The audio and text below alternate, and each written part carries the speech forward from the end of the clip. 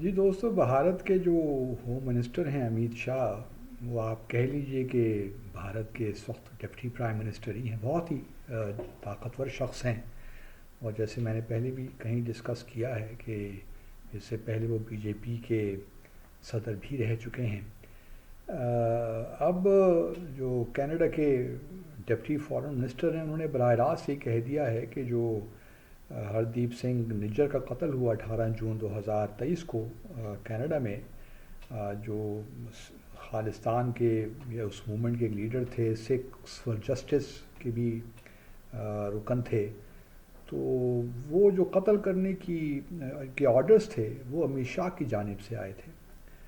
اب امیت شاہ کے لیے تو بہت مشکل ہو گئی ہے. ویسے امیت شاہ زیادہ ٹریول نہیں کرتے دنیا میں، وہ کیونکہ ہوم منسٹر ہیں تو ان کی کوشش یہی رہتی ہے کہ وہ اپنے ملک ہی میں رہیں.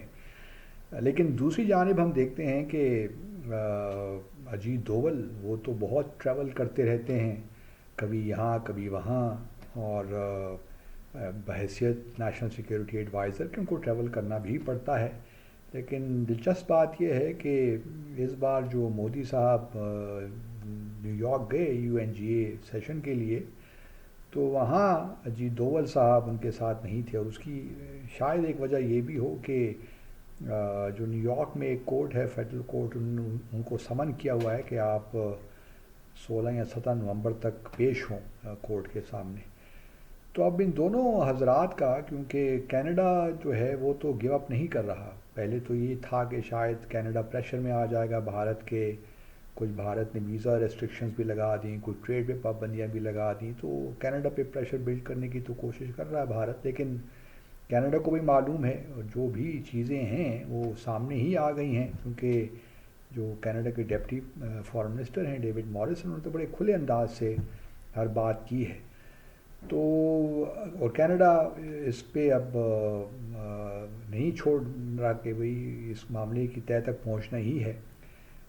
اور بھارت جو ہے وہ اس کو ٹال مٹول ہی کر رہا ہے. مثال کے طور پر جو ایک انکوائری کمیٹی بنی تھی، جو ایک اور سازش تھی امریکی اور کنیڈین شہری گرپتون سنگھ پنو، اسے قتل کی بھی سازش کی گئی. اور امریکہ نے بھارت کے ساتھ انٹیلیجنس بھی شیئر کی. اور اس کانٹیکس میں نکھل گپتا جو کہ بھارتی بزنس مین، ان کو بھی اریسٹ کیا چیک ریپبلک سے، اور اب اس کو پھر ایکسٹراڈائٹ کیا گیا بعد میں امریکہ. اب وہ بہت سی باتیں کھول بھی رہا ہے، کہہ بھی رہا ہے. تو یہ ممکن ہے کہ یہ دونوں، امیت شاہ کے لیے بھی مشکل ہو گئی ہے. خیر وہ پہلے بھی ٹریول تو نہیں کرتے تھے باہر زیادہ، لیکن اب ان کے لیے مشکلات میں زیادہ اضافہ ہو جائے گا. اور اسی طرح اجیت دوول کی مشکلات میں بھی اضافہ ہو جائے گا، کیونکہ کینیڈا کے ساتھ بھارت جو 5 آئیز کنٹریز ہیں، جس میں New Zealand, America, Australia, you کے اور کینیڈا شامل ہیں، یہ پانچوں ممالک آپس میں انٹیلیجنس شیئر کرتے ہیں. اور جب وہ کوئی بات کرتے ہیں تو ہوا میں نہیں ہوتی، اس میں کوئی دم تو ہوتا ہی ہے. تو اب دیکھنا یہ ہے کہ آگے معاملات کس طرح بڑھتے ہیں. کیا یہ صورتحال سسٹینیبل ہے امیت شاہ اور اجیت دوول کے لیے؟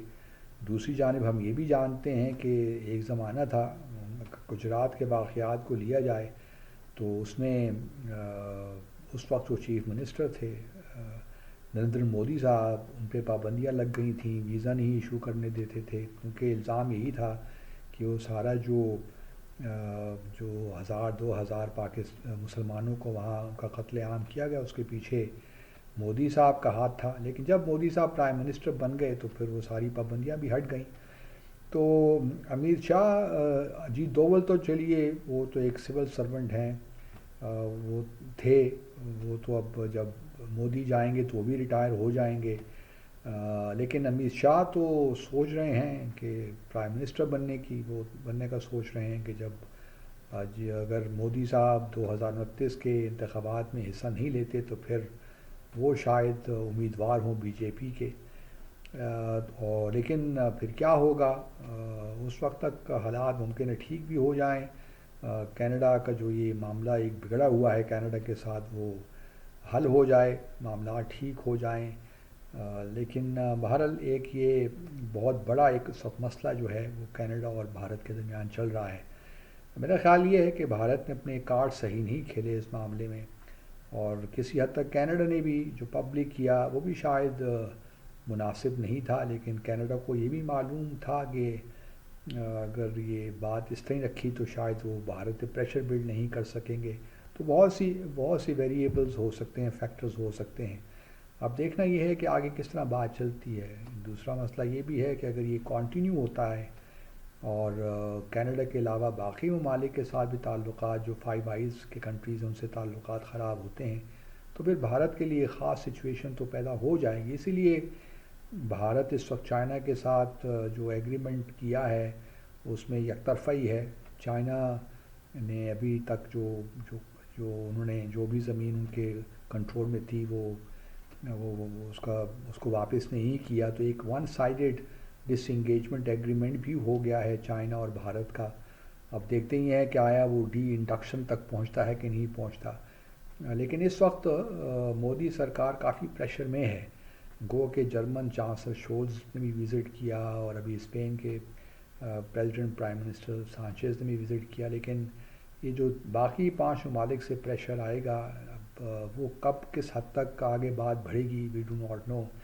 کیونکہ جو فائنڈنگز پنن کمیٹی کے بعد جو بنی تھی، اور جس کو پریزائڈ کیا تھا اجیت دوول نے، اس کی فائنڈنگ سے امریکہ کوئی مطمئن نہیں ہے، اور وہ بھارت پہ یہی پریشر بلڈ کر رہا ہے کہ آپ کی جو پوری انکوائری ہے وہ بہت کمزور سی ہے، اور اس میں جو آپ کے کنکلوژنز ہیں وہ اتنے جو ہے کریڈیبل نہیں ہیں۔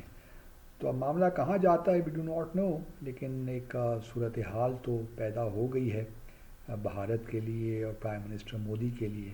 اور اصل معاملہ تو امت شاہ تو چلیے پھر بھی ایک پولیٹیشین ہے، لیکن اور ہوم منسٹر ہیں، لیکن اجیت دوول کے لیے ایک مسئلہ تو بن گیا ہے۔ اور کیا وہ اس ساری سچویشن سے نکل سکتے ہیں؟ آیا وہ نیو یارک جو کورٹ نے سمن دیا ہوا ہے وہاں پیش تو خیر نہیں ہوں گے، لیکن یہ معاملہ اب توالت پکڑ رہا ہے۔ تو اس سارے سلسلے میں بہت سچویشن بھارت کے لیے خراب ہو گئی ہے۔ پاکستان میں بہت سے قتل ہوئے، بہت سے لوگوں کو مروایا گیا، extra judicial extra territorial killings میں بھارت انوالو تو ہے۔ ہم جب یہ بات کرتے تھے تو دنیا ہماری سنتی نہیں تھی، لیکن اب اس بات پہ اطمینان ہونا چاہیے پاکستان کو کم از کم کہ چلیے اب بھارت کا اصل چہرہ فائیو آئیز کنٹریز کو بھی نظر آ رہا ہے۔ تو let's hope for the best کہ جو ہے صحیح چیزیں اپنے منطقی انجام تک پہنچیں۔